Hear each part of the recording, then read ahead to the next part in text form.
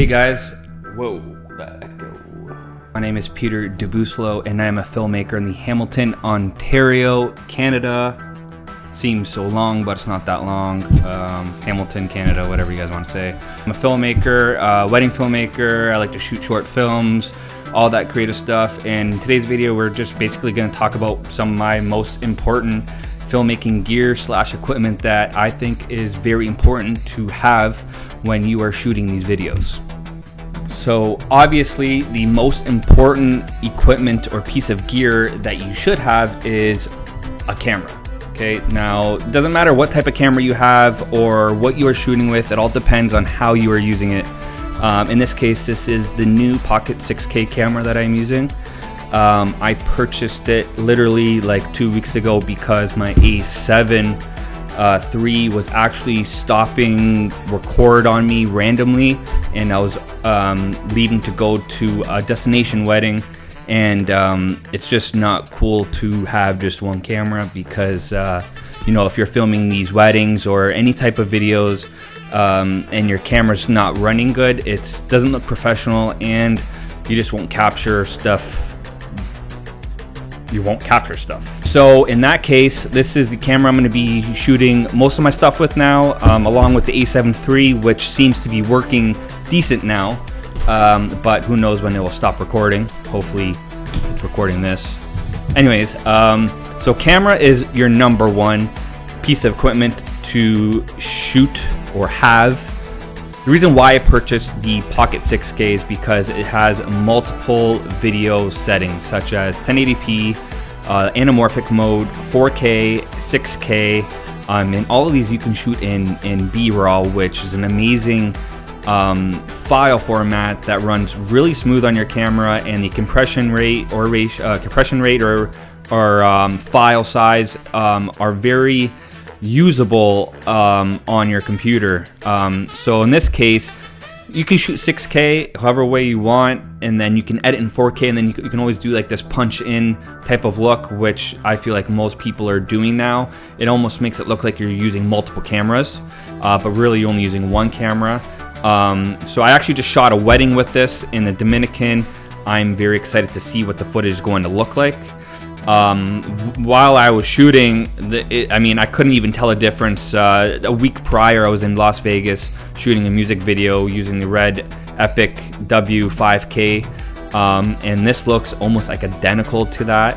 I have shot with the Pocket 4K, and I feel like the 6K has a better highlight roll-off than the 4K. It handles the highlights obviously a little bit better. The dynamic range I feel is a little bit better, and I like the 3.7 or 3.8K anamorphic instead of the 2.7K or 2.8K, whatever the Pocket 4K has. And obviously the most important part is that this has EF. This is an EF mount, which most of my glasses are EF because I had the Canon 1DX before. So first most important gear is camera. Number two would be your type of lenses that you have to decide on what look you're going for. When I purchased the A7 III, I actually only had enough money to pick up the Sigma 35mm 1.4, and I've actually shot multiple weddings. Actually, last year, in the year of 2019, I shot all 22 weddings on the Sigma 35 1.4, and that was it. And I gotta say, I got very comfortable with it, and especially shooting on the A7 III, you can do Super 35 mode, and it looks like two different cameras, but you can't do it while you're recording unless you're using the Atomos Ninja V, which is a cool feature I personally think that monitor has. So Sigma 35mm is basically all I've been using on the Sony. But for EF mount, I have a 35. I like the 28mm, which is an older lens. At the 1.8, I'm a big sucker for the nice wide aperture look. And then, like I said, the Sigma 35mm 1.4. And all these lenses are going to distinguish your type of look and feel that you're shooting.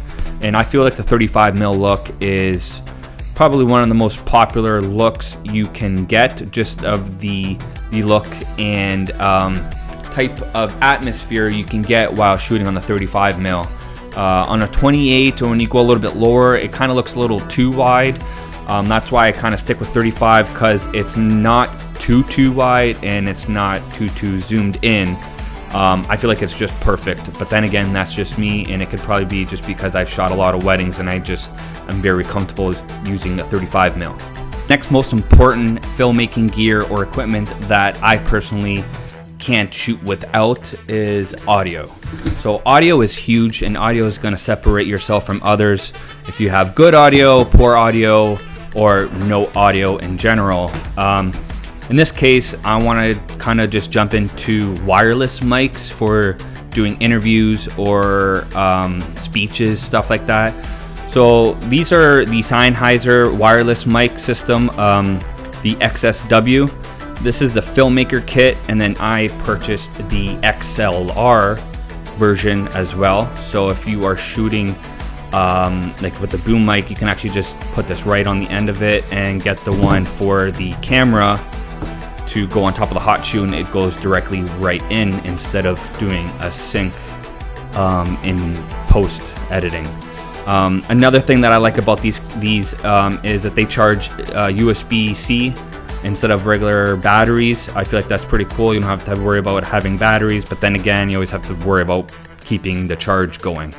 The reason why I also picked this one up is because when you're shooting weddings, all you have to do is dub it into the DJ system, and then it goes directly through the mic, and then it sends the signal directly into your camera, so you don't have to worry about miking up the groom or miking up the mic that's there, and it's going to look a lot cleaner in the end.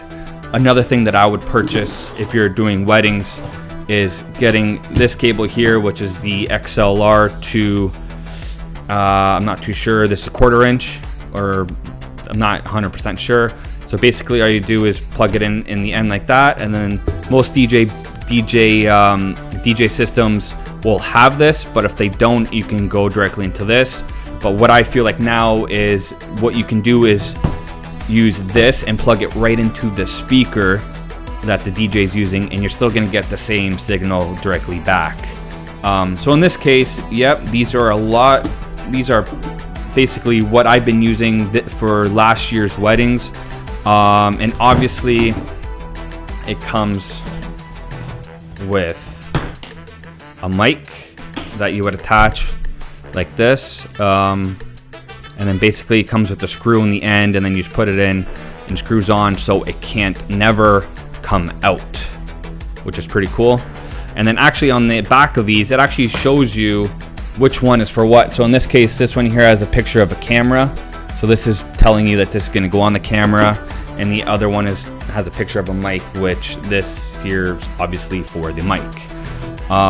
And you can't use, or actually I haven't tried it, I'm not too sure if you can use both at the same time, which would probably be pretty cool. I just never needed to.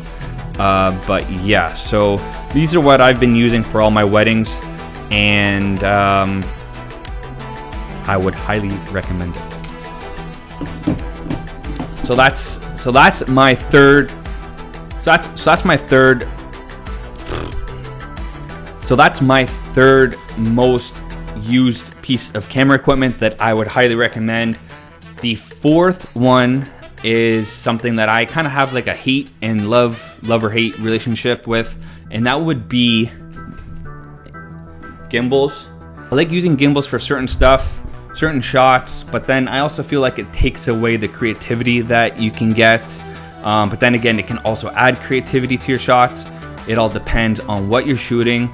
You kind of have to put into your perspective on what look you want. If you feel like this needs a handheld look or a gimbal look. For an example, weddings, first look, I feel like a handheld feel will kind of match the emotions a little bit better, just because it gives you a feel of someone else being there, which will give you deeper emotions and give you that feeling that the bride is basically getting. So this gimbal is basically the Crane 2, and I've had it for 3 years. I've had zero problems with it. I would highly recommend it. I just purchased the follow focus system for this because for the Pocket it obviously doesn't have autofocus. But yeah, and then on top of here I have a small rig system that basically wraps around, and there's bolts or screws all the way around that I can attach a third-party handle, a battery plate, or a monitor, which I've used several times and it comes very handy. But yeah, so that would probably be the last most important part of piece of equipment that I like to use on my shoots. If there is other pieces of equipment that you feel are most important, drop them in the comments below. Let me know. If you guys like this video, give it a thumbs up, and we'll see you next time.